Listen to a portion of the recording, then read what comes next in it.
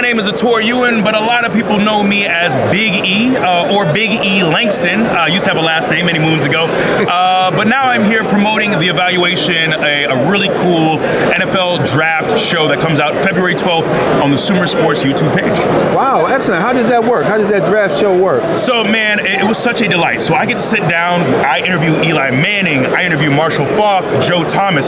So we get to interview so many of the greatest to ever play the game, but we also sit down with former NFL GMs like Mike Mayock, with John Idzik, with Jeff Robinson. So we sit down with former NFL scouts and GMs, and we talk about the game. We talk about the prospects that are coming out from college into the NFL, and we also use, so Sumer Sports has the best AI analytics to cover the game in a way that we haven't really seen before. So it's marrying these conversations with the scouts and GMs to talk about all the prospects coming out of the draft into the NFL this year, and we also use that technology from Sumer Sports to really break down the game in a way we haven't seen before. Wow, and you played collegiate football? Yes, sir. I played at Iowa. You played at Iowa? Yes, sir. Oh, wow. Shout out to my Hawkeyes. How come everybody from Iowa that played there, this big guy? You know, we take the weight room seriously at Iowa. Yes, sir. You got to be in the weight room at Iowa. It looks like, it's so true. They produce so many excellent offensive linemen. Absolutely. Linemen and defensive linemen, but the offensive lineman is really strong. And tight end you as well. That's right. Yep, that's we right. produce the best tight ends. And you also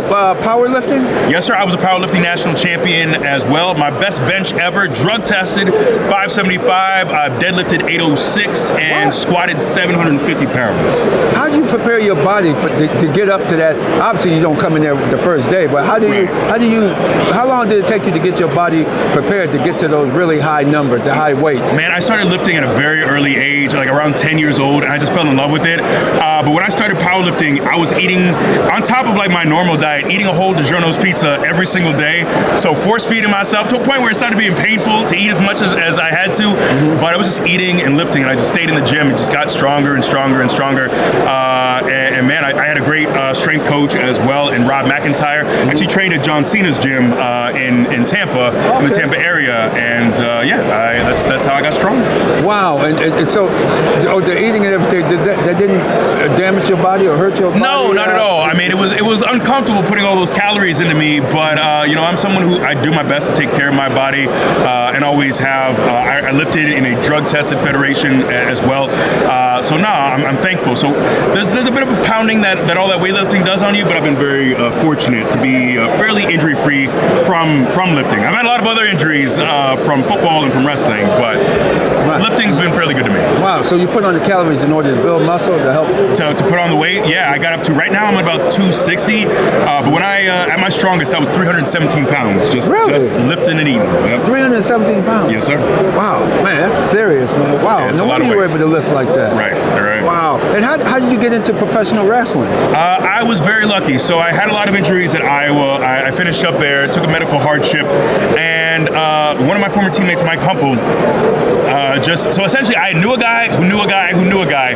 He was friends with someone named Mike Doty. Mike Doty met Jim Ross on a plane, and my buddy Mike just came up to me one day and said, "Hey, have you ever thought about doing this WWE thing?" And I was a fan as a kid, but it never crossed my mind. So this opportunity really just came out of nowhere, and they liked me enough to send me down to Tampa for a tryout, which is where I'm from. And I just thought, man, what a natural fit. So I just lucked into it. They offered me a contract and a job that I took on a whim. I've been with WWE now for more than 16 years and counting. Wow, and they respect you not only inside the ring, what you were doing in the ring, but outside the ring. Yes, sir. Be with the organization.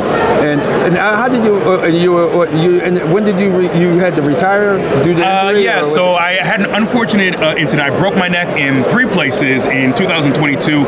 I broke my C1 in 2 places, which could have been very, very serious, and I broke my C6. But I'm very grateful that through I didn't need surgery. I was in a hard collar for 3 months and was able to heal up. But I talked to some doctors, and they all advised me, it's probably best not to go back to the ring. And the beautiful thing is I've still been able to be involved with WWE and with the product. So now we do pre-shows and post-shows for all of our PLEs. I just got back. We had a show in Saudi Arabia. I got back Sunday from that show. We'll be in Chicago for Elimination Chamber. And then in April, we'll be in Las Vegas. We'll be in Vegas for a whole week whole week of events and appearances, just kind of taking over the city for a bit, and I'll be there covering that as well. Wow, who were some of the wrestlers that you looked up to that you liked? Oh man, I was a big fan of Ron Simmons when I was a kid. Ron Simmons was a legend, played defensive tackle at Florida State. Was a Heisman finalist, I believe, got Heisman votes as a DT, which is almost impossible. Big Ron Simmons fan. I love Vader, who also played football as well. But Goldberg was my guy when I was a kid. But so all these guys are football guys. I think I just gravitated to the guys who put their hand in the dirt, and they were larger than life. But I had a chance to meet all those guys. I met Scott Steiner as well. But man, that was me, man. I love the guys who were just brolic, put together, and got it done in the ring. And those are all athletic guys. Very much guys so. that could move, because Ron Simmons was quick as a cat on the football field, and he was one of my all-time. I remember when him and Tony Atlas were champions for a while. And they were the first black, when I was growing up, they were the first black champions to have the belts back then. I was very proud to see those guys do their thing, and I had remembered watching Ron Simmons at Florida State too. Play, and you could tell he used his athletic ability to. So is that key to be able to how that transfers over for football players to move into?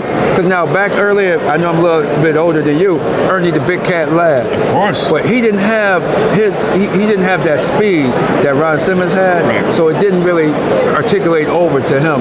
When even though he was good at it, he was all right. But man, Ron Simmons was one of the best. Absolutely, just an incredible athlete, and they would tell those stories of. I would hear stories of him walking into the weight room in his jeans, in boots, put 400 pounds on the bar, crank it out for like 10 reps, and walk out. Like just one of the most freaky athletes that I've ever been around in wrestling. And you see the dude too in college, just a six-pack on the defensive line. He was built different. But yeah, that athleticism really does carry over well into what we do in the WWE. And how was it over in Saudi Arabia? That was a big event. It was a big event. I had a lot of jet lag. So I'm in the air for about as long as I'm actually over there, because the flight takes so long coming from the West Coast. But we had a great time. Had a great show for the Royal Rumble. But it was good to get back home and get some sleep again. Wow. And what mentally, how did you stay mentally strong during the injury time? Because that sounds like those injuries were very serious. How did you keep your mental focus to be strong during that time to be able to get yourself continuing to go on? Yeah, that's a great question. I was someone who really struggled with my mental health for a very, very long time. In college, I struggled with depression, with psychosis. I was even in a psych ward. I went through ECTs. I had a very, very hard time. I was very suicidal. But I'm very grateful. I had a really great therapist, a man named Marvin Sims, who took great care of me, helped me during a very tough time. And but for me, I would say I was someone who was even depressed throughout much of my WWE career. But it was finding when 2020 hit, I decided, when lockdowns happened, I really needed to invest in my mental health. So I started on this app called Headspace, and I really dove into mindfulness and meditation. And I didn't know anything about meditation when I was growing up, but it really helped me to. It was guided meditation, so it walked me through the practice, and that has been a godsend. So that mindfulness and meditation allowed me to stay more present. So when I broke my neck, it wasn't woe is me, look at the things that I'd lost, look at what I had missed out on. I was so thankful for what I did have. I was so thankful for my support system. I was thankful to still have my health. I'm lucky to be alive.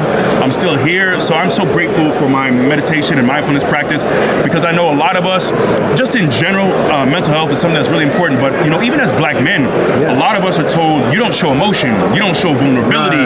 And for me, that was what I tried to do when I was younger. And I tried to keep it all in. And I tried to, I did that for so long until I got to a point where I couldn't keep it in anymore. And it almost, I started to burst, and I really started to break down.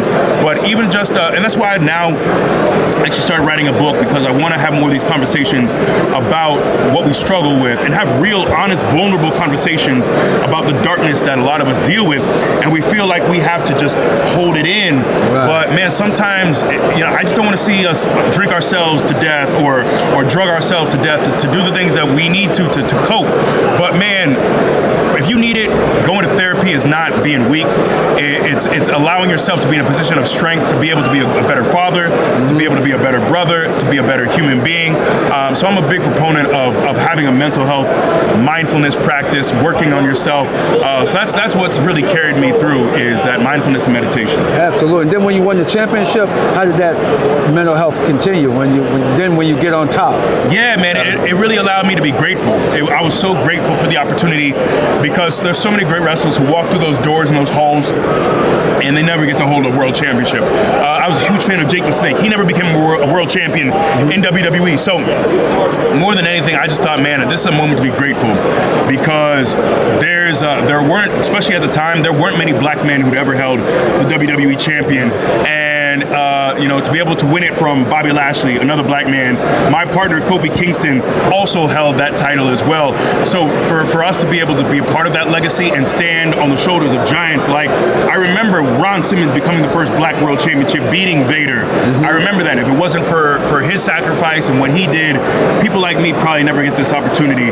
So that was it for me, is like being in a position of gratitude, being in a position to not take any of this for granted. I was really grateful for that opportunity to hold a world championship. Wow, that's very well said. That definitely that means an awful lot, because you see so many wrestlers losing their lives due to depression and things of that nature. So it's great to see that you were able to find a way to overcome it. And how can people follow you to keep up with you, to see what you got going on and your pay-per-views and the whole 9 yards? Absolutely. So I am at WWE Big E on Twitter and on Instagram. But also, please make sure, if you love football at all, I'm telling you, the show is it's the best way to get you prepared for the NFL draft. Check us out on Sumer Sports, that's SUMER, Sumer Sports YouTube page. The show is called The Evaluation. Our very first episode drops February 12th, and it's going to be an incredible way to get you ready for the NFL draft. Once again, February 12th, The Evaluation on the Sumer Sports YouTube page. Big E, thank you so much for coming on Real Deal Sports Show, powered by OnStage Plus Television Network. We'll be right back with our next guest. Thank you so much. Thank you, sir.